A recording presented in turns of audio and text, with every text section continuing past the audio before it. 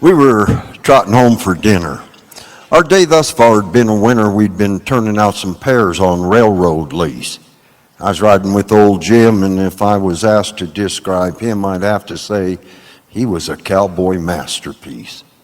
We stopped to let our horses blow when in a canyon down below we spied a neighbor doing battle with a steer. That brute had sold and brushed up thick in some willows near the creek. A full-scale war had been declared, and that was clear.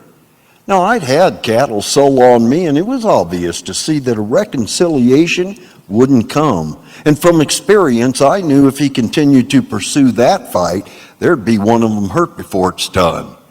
Jim just rolled himself a smoke and snickered like it was a joke while we both sat and watched this feller fight his head. That cowboy'd cuss and froth and yelp. I suppose we should go and help, but old Jim then got philosophical and said, if he'd just let that brute calm down, then bring an old cow back around, that steer likely follow it till he gone. I ain't saying it's wrong to fight if you've got to, and you're right, but before you do, it's good to know what side you're on.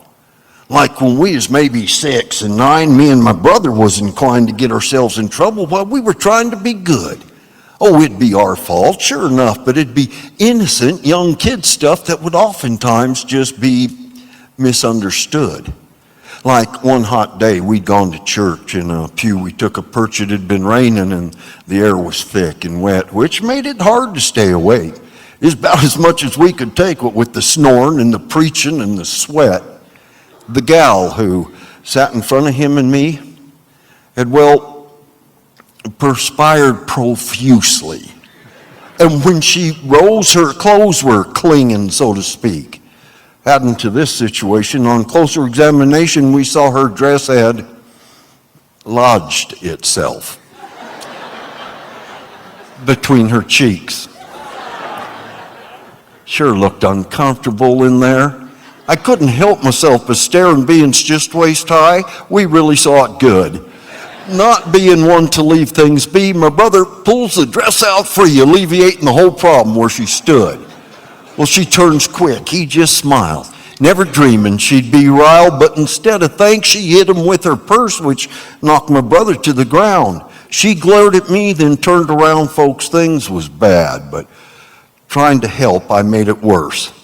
See, I knowed something made her mad to hit my brother like she had, and I figured it must be the dress, confound it. So using sweat marks for a guide,